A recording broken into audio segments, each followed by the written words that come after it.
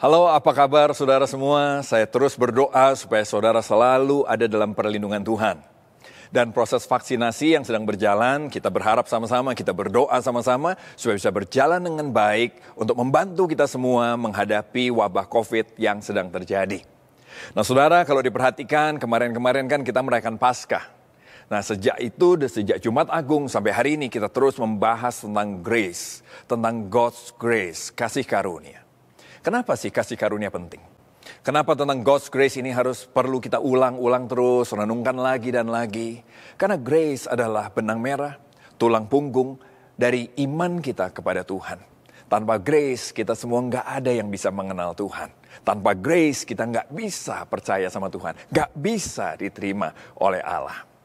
Bahkan Injil atau Gospel yang kita kenal di dalam nama Yesus itu juga disebut sebagai Injil kasih karunia. The Gospel of Grace. Kisah Rasul 20 ayat 24 mengatakan begitu. Paulus menulis begini. Tetapi aku, Paulus, tidak menghiraukan nyawaku sedikit pun. Asal saja aku dapat mencapai garis akhir dan menyelesaikan pelayanan yang ditugaskan oleh Tuhan Yesus kepadaku. Untuk memberi kesaksian tentang apa? Tentang Injil kasih karunia Allah. Jadi gospel atau Injil disebut sebagai Injil kasih karunia. The Gospel of Grace. Bahkan tahta Allah juga disebut sebagai tahta kasih karunia. Ibrani 4 ayat 16 mengatakan begitu. Sebab itu marilah kita dengan penuh keberanian menghampiri tahta kasih karunia. Supaya kita menerima rahmat dan menemukan kasih karunia untuk mendapat pertolongan kita pada waktunya. Jadi saudara, suatu hari kita akan menghadap Tuhan, kita akan menghadap di hadapan tahtanya. Dan tahukah saudara, tahta Allah disebut sebagai ini, tahta kasih karunia. Wow, buat saya itu sesuatu yang luar biasa. Dan kasih karunia juga akan mengerjakan banyak hal dalam hidup saudara. Apa saja yang kasih karunia kerjakan buat hidup saudara dan saya. Ibrani 1, Efesus 1 maksud saya, ayat 3 sampai 7 mengatakan begini. Terpujilah Allah dan Bapa Tuhan kita Yesus Kristus yang di dalam Kristus telah mengaruniakan kepada kita. Apa saja yang dikaruniakan lewat kasih karunia-Nya? Segala berkat rohani di dalam surga. Segala berkat rohani di dalam surga. Dan telah dikaruniakan. Bukan akan, telah dikaruniakan segala berkat rohani dalam surga. Sebab di dalam Dia Allah telah memilih kita sebelum dunia dijadikan supaya kita kudus dan tidak bercacat di hadapan-Nya. Ia telah menentukan kita dari semula oleh Yesus Kristus untuk menjadi anak-anak-Nya sesuai dengan kerelaan kehendak-Nya.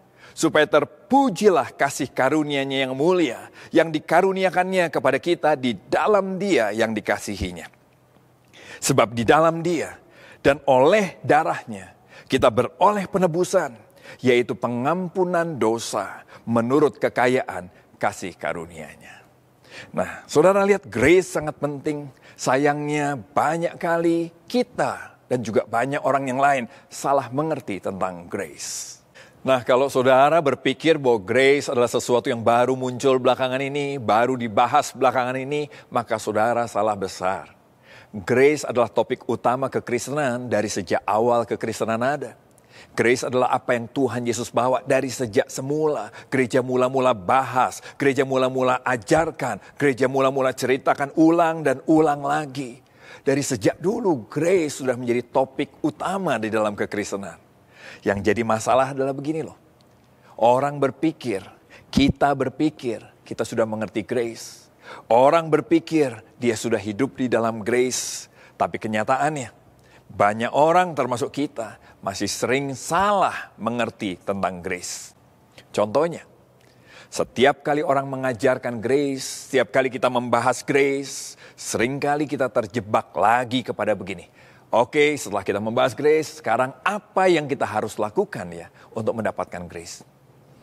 Waktu sudah membahas grace, sudah mengagumi grace, sudah menikmati grace, tapi di hati kita seringkali muncul lagi, saya harus apa ya? Saya harus ngapain ya supaya saya layak menerima grace? Padahal saudara mesti mengerti grace itu artinya adalah sesuatu yang tidak layak kita terima. Sesuatu yang tidak bisa kita terima, sesuatu yang tidak bisa kita dapatkan, tapi Tuhan berikan kepada kita. Itu grace. Jadi kalau kita terus masih mikir, apa yang saya harus buat ya? Apa yang saya harus buat ya? Saudara nggak mengerti apa itu grace. Kita nggak mengerti apa itu grace. Karena grace memang nggak bisa kita dapatkan lewat apa yang kita buat. Karena itulah dia disebut grace. Kita sering masih terjebak untuk kembali berusaha selamat dengan perbuatan kita sendiri. Kita terus-menerus terjebak untuk gini, supaya saya selamat saya harus lakukan ini, harus bikin ini, harus lakukan itu. Seakan-akan baik, seakan-akan. Tetapi sebetulnya semua itu lahir, akarnya di hati kita adalah gini loh. Kita nggak percaya bahwa kasih Allah sebesar itu kepada kita. Kita nggak yakin bahwa Allah mau menerima kita apa adanya. Mengampuni kita, betul-betul mengampuni tanpa ada embel-embel di baliknya. Sebetulnya kita semua cenderung untuk meragukan Allah. Padahal Roma 3 ayat 20 sudah bilang begini. Sebab tidak ada seorang pun yang dapat dibenarkan di hadapan Allah oleh karena melakukan hukum Taurat. Tidak ada seorang pun yang bisa dibenarkan karena usahanya sendiri. Nah, kenapa hukum Taurat tidak bisa membuat kita dibenarkan di hadapan Allah? Karena begini, hukum Taurat memang tidak pernah diberikan untuk menjadi syarat keselamatan buat manusia. Hukum Taurat diberikan untuk menyadarkan manusia akan dosa. Hukum Taurat diberikan untuk menyadarkan manusia akan standar Allah yang begitu sempurna. Nah, waktu standar Allah yang begitu sempurna kita jadikan sebagai syarat keselamatan lewat perbuatan kita, maka tidak ada seorang pun di dunia ini yang akan memenuhi standar itu. Nggak ada yang sanggup, yang ada semua frustasi. Jangankan kita-kita, tokoh-tokoh Alkitab juga tidak bisa. Saudara baca Alkitab, saudara akan menemukan Abraham tidak memenuhi standar hukum Taurat. Dia suka berbohong. Daud banyak melakukan dosa. Petrus menyangkal dan menyumbahi Yesus. Bahkan kalau kita lihat suatu kali ada seorang muda yang datang sama Tuhan Yesus. Saya bahas ini dalam khotbah di Jumat Agung yang kemarin. Dalam Markus 10 ayat 17 dan ayat 19-22 saya bacakan buat saudara. Pada waktu Yesus berangkat untuk meneruskan perjalanannya, datanglah seorang berlari-lari mendapatkan dia. Sambil berlutut di hadapannya dan bertanya, "Guru yang baik, apa yang harus kuperbuat?" Lihat itu. Apa yang harus kuperbuat untuk memperoleh hidup yang kekal? Dia menantang seakan-akan dia sanggup. Lalu Tuhan menjawab begini. Engkau tentu mengetahui segala perintah Allah. Karena dia minta apa yang harus dibuat, ya ini standarnya. Engkau tentu mengetahui segala perintah Allah. Jangan membunuh, jangan berzina, jangan mencuri, jangan mengucapkan saksi dusta, jangan mengurangi hak orang. Hormatilah ayahmu dan ibumu. Lalu kata orang itu kepadanya, "Guru, semua itu mah sudah kuturuti sejak masa mudaku. Gak ada yang lain." Kira-kira gitu. Sombong sekali. Tetapi Yesus memandang dia dan menaruh kasih kepadanya. Lalu berkata, "Hanya satu lagi kekuranganmu. Pergi, jualah apa yang kau miliki dan berikanlah itu kepada orang-orang miskin. Maka engkau akan beroleh harta di surga. Kemudian datanglah kemari dan ikutlah aku." Mendengar perkataan itu, dia menjadi kecewa. Lalu pergi dengan sedih, sebab banyak hartanya. Saudara, setiap kali orang mendekat sama Tuhan dengan cara melakukan hukum Taurat, mau berusaha dengan kekuatan sendiri, maka kita akan berakhir dengan rasa kecewa. Kita akan pergi dengan sedih. Kenapa? Sampai kapanpun kita tidak mungkin bisa memenuhi standar Allah, standar hukum Taurat. Bisa jadi saudara baik luar biasa, tapi di dalam kebaikan saudara pasti tetap ada kekurangannya. Bisa jadi ada seorang yang sangat baik sekali sampai kita bilang ini sempurna kebaikannya, mungkin begitu. Tapi di dalam kesempurnaannya sebagai manusia tetap saja akan ada kekurangannya yang membuat dia tidak bisa memenuhi standar hukum Taurat itu. Usahanya tetap akan berakhir dengan kekecewaan dan dia akan pergi dengan sedih. Ada kejadian lagi yang lain, lihat ini. Lukas 10 ayat 38-42. Ketika Yesus dan murid-muridnya dalam perjalanan, tibalah dia di sebuah kampung. Seorang perempuan yang bernama Marta menerima dia di rumahnya. Perempuan itu punya seorang saudara yang bernama Maria. Maria ini duduk dekat kaki Tuhan dan terus mendengarkan perkataannya. Sedang Marta sibuk sekali melayani. Lalu Marta mendekati Yesus. Lihat apa yang dia katakan. Tuhan, tidakkah engkau peduli? Lihat ini. Tidakkah engkau peduli? Saudaraku membiarkan aku melayani seorang diri. Ayo suruhlah dia membantu aku. Tapi Yesus menjawab. Marta, Marta, engkau khawatir dan menyusahkan diri dengan banyak perkara. Tapi hanya satu saja yang perlu. Kalau boleh saya pakai jawaban Yesus buat pemuda yang pertama tadi. Hanya satu lagi kekuranganmu. Maria telah memilih bagian yang terbaik yang tidak akan diambil daripadanya. Dengan kata lain gini, ada orang yang berusaha diterima Tuhan, ada orang yang berusaha diselamatkan dengan apa? Dengan melakukan pelayanan, dengan melakukan banyak perbuatan baik. Tapi lihat, waktu Marta coba melakukan itu, dia kecapean sendiri, dia frustasi sendiri, akhirnya dia sampai menyalahkan Tuhan. Tuhan gak peduli ya? Tuhan gak peduli ya? Saya capek loh ini. Tapi lihat apa yang Tuhan jawab. Marta, kamu menyusahkan diri dengan banyak perkara. Untuk selamat, untuk menikmati kebaikan Tuhan gak perlu sampai melakukan itu.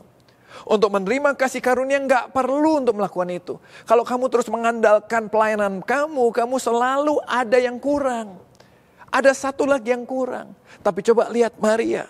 Maria sudah memilih bagian yang terbaik, yaitu apa? Dia tidak berusaha melakukannya dengan kekuatan sendiri. Tapi dia memilih untuk menerima, menikmati kasih karunia itu. Dan itulah bagian yang terbaik yang tidak akan diambil daripadanya. Nah, sampai di sini biasanya orang akan mulai bilang, tapi kan Pak, kita kan perlu melayani. Kalau kita sudah terima Yesus, kita kan harus berbuat baik. Alkitab juga bilang kita harus berbuah roh. Alkitab bilang kita harus mengerjakan keselamatan dengan takut dan gentar. Oh iya saudara. Berbuat baik, melayani, berbuah roh. Itu yang disebut mengerjakan keselamatan kita. Itu menyenangkan hati Tuhan. Tetapi itu bukan syarat untuk kita memperoleh keselamatan. Itu adalah akibat. Itu adalah buah. Karena kita sudah menikmati grace, menerima keselamatan Tuhan. Setiap orang yang sudah menerima kebaikan Tuhan, menikmati kebaikan Tuhan terus dan terus. Sudah menerima keselamatan daripada Allah, dari hatinya pasti timbul kerinduan untuk melayani. Pasti timbul kerinduan untuk melakukan yang baik. Pasti timbul kerinduan untuk berubah, berbuah roh. Lihat itu, buah roh. Akibat. Karena kita sudah berakar di dalam Tuhan, menikmati kebaikan Tuhan, kita berbuah roh. Dan itu yang disebut mengerjakan keselamatan. Salah mengerti grace membuat semuanya terbalik. Semuanya terbalik. Apa yang menjadi akibat dari keselamatan, kita menjadikan itu menjadi syarat keselamatan. Kalau saudara dan saya terjebak dalam kesalah mengertian ini, maka kita akan frustasi dalam hidup kita. Seperti pemuda tadi yang akhirnya kecewa dan meninggalkan Tuhan dengan sedih. Seperti Marta yang akhirnya berteriak, Tuhan tidak peduli ya, saya sudah melayani dengan begitu capek sekali. Coba kita lihat sama-sama gambar berikut ini. Gambar ini menceritakan bagaimana orang yang lahir baru, bertobat, terima Yesus, biasanya diawali dengan menikmati God grace. Menikmati kebaikan Tuhan, kemurahan Tuhan, mengagumi pengampunan yang Tuhan berikan, karya salib Yesus yang begitu luar biasa. Itu di awal, di permulaan. Nah, setelah kita bertumbuh lewat waktu, kita aktif melayani, semakinlah kita growing awareness of God's holiness timbul di hati kita. Kita semakin sadar panah ke atasnya. Betapa Tuhan luar biasa. Betapa kekudusannya itu tidak bercacat sama sekali. Betapa standarnya luar biasa. Di saat yang sama kita juga sadar, growing awareness of my flesh and sinfulness. Panah ke bawah. Kita semakin sadar bahwa, wow, saya kok masih banyak kelemahannya. Saya masih ada kedagingannya. Saya masih ada kecenderungan berbuat dosa. Bahkan kalau jujur kita jatuh dalam dosa. Jarak antara kesempurnaan Allah dengan keberdosaan kita, dengan kedagingan kita, itu semakin lama kita sadari semakin jauh, semakin jauh, semakin jauh. Nah, disinilah potensi salah mengerti grace terjadi. Waktu ini semakin jauh, semakin jauh, semakin jauh kita mulai keluar dari grace. Kita mulai mengusahakannya dengan kekuatan sendiri. Supaya jarak ini jangan makin jauh. Jarak ini makin dekat dengan cara apa? Pakai kekuatan sendiri. Kalau saudara lihat di situ, kita mulai dengan cara melakukan peraturan agama. Bahkan ada banyak juga aturan gereja yang dibuat begitu rupa, yang membuat supaya seakan-akan kita bisa mengusahakan keselamatan itu. Kita bisa diterima Tuhan karena kita taat melakukan peraturan agama. Seperti pemuda yang tadi kita baca di Alkitab tadi. Yang kedua bisa juga dengan moralitas, kita melakukan hidup yang baik. Kita melayani dan semuanya berbuat kasih. Kalau kemarin minggu lalu Mike cerita dengan mengadakan yayasan-yayasan yang bergerak di masyarakat. Itu sama seperti Marta yang menjadikan pelayanan sebagai syarat diterima Tuhan. Syarat untuk bisa intim sama Tuhan. Waktu kita mulai melakukannya, kita mulai merasa semakin hari bukan semakin bisa, semakin frustasi. Pasti. Kita akan menemukan, wow, saya sudah berusaha keras, kok jarak antara kekudusan Tuhan dengan keterbatasan saya bukan makin dekat, tapi kok makin jauh ya. Di situ kita mulai mengkompromikan kebenaran. Oh, Alkitab ini enggak gitulah. Enggak apa-apa kalau kita sekali-kali masih, kita kompromikan kebenaran. Kita coba turunin standar kekudusan Tuhan. Itu kesalahan yang terjadi. Atau mungkin malah kita mulai belajar menghakimi yang lain. Oh, kalau gua puasa, lu gak suka puasa. Gua baca Alkitab tiap hari loh, 5 pasal tiap hari. Lu cuma 1 ayat tiap hari. Wah, tidak berkualitas. Kita mulai menghakimi, merasa lebih baik dari yang lain. Sudah lihat itu? Waktu kita keluar dari grace, ada banyak luka yang terjadi dalam perjalanan kekristenan kita. Ada banyak rasa frustasi, rasa capek dalam kekristenan kita. Ada juga orang yang mulai hidup semau sendiri akhirnya. Dia bikin standar sendiri, bukan lagi ngikutin apa yang Tuhan mau. Kalau saudara lihat makanya akibat yang di bawah apa? Timbullah mulai rasa tertuduh, rasa malu, rasa takut. Takut apa? Udah melayani, udah di dalam Tuhan tetap takut mati. Kenapa enggak yakin masuk neraka? Makanya berita akhir zaman menjadi sensitif buat kita. Begitu akhir zaman kita enggak yakin kita diangkat Tuhan. Takut, tertuduh, gak bisa rasanya intim sama Tuhan. Ada rasa gagal menyertai kita, rasa tidak aman, rasa tertolak oleh Tuhan. Orang yang salah mengerti grace, maka kekristenannya no joy, no assurance, no rest. Gak ada sukacita lagi dalam perjalanan yang mengikut Tuhan. Gak ada lagi keyakinan bahwa wah, saya sudah diampuni, saya adalah anak Allah, saya anak kesayangan Tuhan. Dan gak ada lagi kita bisa menikmati keintiman dengan Tuhan. Yang ada adalah kurang. Alkitab berkata Yesus adalah pribadi yang penuh kasih karunia dan kebenaran. Dan di atas kayu salib Yesus berkata, sudah selesai. Sudah selesai punya arti sudah sempurna. Tidak kurang apapun juga. Sebaliknya iblis, Alkitab bilang dia adalah bapa segala dusta. Dan dia berkata, belum cukup. Mana yang saudara mau percaya? Tuhan Yesus atau iblis? Saya akan bacakan kisah Rasul 9 buat saudara. Tentang kisah pertobatan Paulus. Saya harap ini bisa menjelaskan grace lebih lagi buat kita semua. Ayat 1-5. Sementara itu berkobar-kobar hati Saulus untuk mengancam dan membunuh murid-murid Tuhan. Dia menghadap imam besar dan meminta surat kuasa daripadanya untuk dibawa kepada majelis-majelis Yahudi di Damsyik.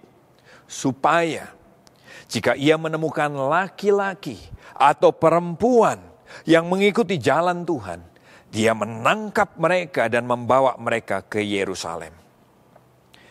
Dalam perjalanannya ke Damsyik, ketika dia sudah dekat kota itu, tiba-tiba cahaya memancar dari langit mengelilingi dia. Dia rebah ke tanah dan kedengaranlah olehnya suatu suara yang berkata kepadanya, "Saulus, Saulus, mengapa engkau menganiaya aku?" Jawab Saulus, "Siapa engkau, Tuhan?" Katanya, "Akulah Yesus yang kau aniaya itu." Paulus kaget sekali, dia syok, dia sadar lagi, tapi dia buta 3 hari lamanya. Di saat-saat itulah Kisah Rasul 9 ayat 10-15 menceritakan, di Damsyik ada seorang murid Tuhan yang bernama Ananias. Firman Tuhan kepadanya dalam suatu penglihatan, "Ananias," jawabnya, "Ini aku Tuhan." Firman Tuhan, "Mari, pergilah ke jalan yang bernama Jalan Lurus, dan carilah di rumah Yudas seorang dari Tarsus yang bernama Saulus. Dia sekarang berdoa. Dan dalam penglihatan dia melihat bahwa seorang yang bernama Ananias masuk ke dalam dan menumpangkan tangan atasnya supaya ia dapat melihat lagi." Lihat bagaimana jawab Ananias. "Tuhan, dari banyak orang telah kudengar tentang orang itu. Betapa banyaknya kejahatan yang dilakukannya terhadap orang-orang kudus-Mu di Yerusalem. Dan dia datang kemari dengan kuasa penuh dari imam-imam kepala untuk menangkap semua orang yang memanggil nama-Mu." Ananias protes keras. Paulus menurut Ananias tidak memenuhi syarat untuk ditolong oleh Tuhan. Tetapi firman Tuhan kepadanya, "Pergilah. Sebab orang ini adalah alat pilihan bagiku untuk memberitakan namaku kepada bangsa-bangsa lain, serta raja-raja dan orang-orang Israel." Tuhan Yesus, penuh kasih karunia dan kebenaran, menyatakan sudah selesai. Grace menyatakan sudah selesai. Kalau kita lihat Paulus menggambarkan manusia yang penuh dengan kejahatan. People basically evil. Orang memang pada dasarnya nggak ada yang baik, saudara. Semua kita sudah binasa karena dosa. Cenderung berbuat dosa dan kembali lagi berdosa lagi. Itu manusia. Tapi God's grace memang tanpa syarat.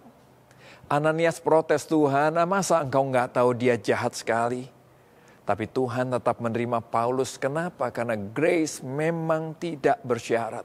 Apapun masa lalu saudara, seperti apapun kehidupan saudara, grace tidak bersyarat. Dia menerima kita apa adanya. Grace juga akan menemukan kita. Grace akan selalu menemukan jalan untuk mendapatkan kita. Saudara, kalau Tuhan sudah mau dapatkan saudara dan saya, kita nggak bisa lari dari Tuhan. Kasih karunia Allah akan terus mengikuti kita. Mau kayak apapun saudara menolak Tuhan seperti Paulus pun, grace akan terus mengikuti kita. Grace akan mengikuti kita, mengejar kita. Sampai dia mendapatkan kita kembali sehingga kita bisa kembali menjadi anak-anak Allah. Dan grace itu akan memelihara saudara dan saya sampai akhir. Bukan karena perbuatanmu, bukan karena pelayananmu, tapi karena grace lah yang memelihara kita bisa tetap setia sama Tuhan sampai akhir. Ini yang Paulus tulis waktu dia sudah mengenal Tuhan. Roma 8 ayat 37-39. Kata Paulus, "Tetapi dalam semuanya itu kita lebih daripada orang-orang yang menang. Oleh Dia yang telah mengasihi kita. Sebab aku yakin," kata Paulus, "baik maut maupun hidup, baik malaikat-malaikat maupun pemerintah-pemerintah, baik yang ada sekarang maupun yang akan datang, atau kuasa-kuasa baik yang di atas maupun yang di bawah, atau suatu makhluk lain, tidak akan dapat memisahkan kita dari kasih Allah yang ada dalam Kristus Yesus Tuhan kita." Waktu saudara dan saya salah mengerti tentang grace, maka gambar ini yang terjadi dengan hidup kita. Kita memulainya dengan salib Kristus, kita memulainya dengan kasih karunia, tapi dalam perjalanannya yang terjadi adalah kita semakin mengerti bahwa ternyata kekudusan Allah begitu sempurna dan kita begitu terbatas. Kita begitu penuh dengan kekurangan. Dan jarak ini semakin lama, semakin kita mengerti bahwa ternyata jauh banget dia jaraknya. Makin lama makin sadar kita makin betapa jauhnya. Dan kesalahmengertian kita tentang grace membuat kita merasa bahwa kita lah yang bertanggung jawab untuk membuat jarak ini menjadi dekat. Kita lah yang bertanggung jawab untuk membuat kita bisa mengikuti standar Tuhan. Dengan cara perbuatan kita, dengan cara melakukan ini dan itu. Sejak saat itulah kekristenan kita tidak lagi menjadi menyenangkan. Kekristenan kita akan menjadi perjalanan yang melelahkan, penuh dengan kekecewaan, rasa frustasi, rasa gagal, tertuduh, yang membuat kita makin lama makin menjauh dari Tuhan. Tapi saya harap cerita Paulus bisa membantu saudara dan saya untuk mengerti grace lebih jelas lagi. Bahwa begini, kita memulai dengan kasih karunia, kita memulai dengan salib Kristus. Dan dalam perjalanan waktu kita baru menyadari betapa kekudusan Allah luar biasa. Betapa kita baru menyadari kalau gua lemahnya luar biasa, masih banyak kedagingan. Dan makin lama kita baru sadar bahwa itu ternyata jauh sekali. Disitulah harapan saya saudara bisa melihat. Salib Kristuslah yang menyelesaikan semuanya. Kasih karunia Allah sudah tahu dari awal bahwa engkau dan saya itu buruk. Tuhan sudah tahu dari awal bahwa kita terbatas. Kita nggak sanggup memenuhi standar Allah ini. Jauh banget malah. Jauh banget. Tapi Tuhan sudah tahu dari awal bahwa kita memang jauh banget. Karena itulah dia memilih untuk datang buat saudara dan saya. Menebus kita semua di atas kayu salib yang kita rayakan sebagai Paskah. Karena disitulah grace dinyatakan dalam kepenuhannya. Disitulah dosa saudara dan saya diampuni. Disitulah jarak yang begitu jauh antara Tuhan dengan kita dijembatani. Bukan kita mengikuti standar Allah, tapi grace yang menjadi jawaban. Kasih karunialah yang menghubungkan kita dengan Allah kembali. Kasih karunialah yang membuat saudara dan saya di dalam kelemahanmu bisa dijadikan anak Allah. Umat kesayangan Tuhan. Ditebus oleh Allah. Dan waktu kita menikmati grace semakin lama semakin jelas buat kita. Makanya gambarnya salib seakan-akan makin besar. Karena maksudnya gini, baru kita sadar, ya ampun ternyata segede gini kasih karunia Allah buat saya. Tahun depan kita makin sadar lagi, ya ampun ternyata sebesar ini. Saya pikir dulu cuma segini karya salib Kristus. Ternyata sekarang maknanya lebih besar. Ternyata Tuhan sudah melakukan semuanya buat saya. Semakin kita bisa menikmati ini, kekristenanmu akan menjadi menyenangkan. Pelayanan bukan menjadi kewajiban buat kita, tapi menjadi kesukaan buat kita. Berbuat baik bukan menjadi syarat keselamatan, tapi menjadi kesenangan buat kita. Berbuah roh menjadi sebuah kerinduan buat kita. Dan itulah yang disebut kita mengerjakan keselamatan kita dengan hormat kepada Tuhan. Saya harap kita terus merenungkan grace, supaya grace semakin lama semakin jelas buat kita. Karya salib Kristus semakin lama semakin jelas buat kita. Bahwa dia betul-betul menjaga kita semua sampai akhir dari seluruh perjalanan ini. Tuhan memberkati saudara. Saya mau ajak kita semua berdoa ya. Tuhan, kami bersyukur buat firman-Mu. Aku menyampaikan dengan segala keterbatasanku. Aku cuma berdoa Tuhan, biarlah kami beroleh kasih karunia untuk boleh mengerti betapa kasih Allah itu menyelesaikan semuanya. Kalau di atas kayu salib Engkau berkata sudah selesai, sudah sempurna. Itu artinya kami sudah selesai ditebus. Kami sudah sempurna diampuni. Kami sudah dijadikan anak Allah kembali. Kami dilayakkan kembali di hadapan Allah. Karena itu kami bersyukur buat semuanya Tuhan. Kami berterima kasih buat kebaikan-Mu. Dan biarlah kami boleh mengerti grace ini lebih lagi dan lebih lagi. Tuhan, jauhkan kami dari salah mengerti tentang grace. Kalaupun kami masih salah mengerti tentang grace, biarlah Engkau yang terus membantu kami untuk kami boleh mengerti tentang grace. Biarlah grace semakin lama semakin jelas, semakin lama semakin jelas, semakin lama semakin jelas. Sehingga kami boleh menikmati kebaikan Tuhan lebih lagi. Terima kasih buat Paskah. Terima kasih buat karya salib-Mu. Terima kasih untuk menerima kami dan mengampuni kami. Menerima kami apa adanya. Terima kasih Tuhan. Sebentar kami akan menutup ibadah kami. Kami berdoa buat keluarga dari anak-anak-Mu, kami semua Tuhan. Buat pribadi kami, buat pekerjaan, profesi kami, Tuhan, kami butuh anugerah-Mu juga dalam hal itu. Kami butuh grace juga dalam hal ini, supaya keluarga kami makin hari boleh makin baik kondisinya, makin mengalami pemulihan demi pemulihan. Pekerjaan kami juga kami perlu grace di dalamnya, supaya kami bisa menjalankannya dengan baik di tengah-tengah masa yang tidak mudah ini. Tuhan, kami berdoa buat pribadi kami masing-masing, sekali lagi jamaah kami, buat kami boleh menikmati berjalan bersama Tuhan. Tuhan, kami berdoa buat kota, buat bangsa kami. Tuhan, kota dan bangsa kami juga perlu grace yang daripada Tuhan. Curahkan grace bagi kota dan bangsa kami, supaya kota dan bangsa kami juga boleh mengenal kasih Tuhan yang begitu besar atas mereka. Tuhan, sebentar kami akan tutup ibadah online ini, biar Tuhan menyempurnakan semuanya dengan berkat yang daripada Tuhan. Mari umat yang disayangi Tuhan dan mau sayang sama Tuhan lebih lagi, kita angkat hati dan tangan kita di hadapan Tuhan. Terimalah sekarang berkat yang berlimpah-limpah dari Allah Bapamu yang di surga. Dalam cinta kasih anak yang tunggal, Yesus Kristus, Tuhan kita yang hidup. Dan dalam persetujuan yang manis dengan Roh Kudus, biar selalu menyertai kita semua dalam segala sesuatu yang kita kerjakan dan membuat kita memuliakan Tuhan di dalamnya. Dari sejak hari ini, sampai Yesus menyebut dari awan-awan, bahkan sampai selama-lamanya. Yang percaya sudah memang berkat Tuhan, lebih lagi sama-sama kita katakan, amin. Tuhan memberkati saudara semua.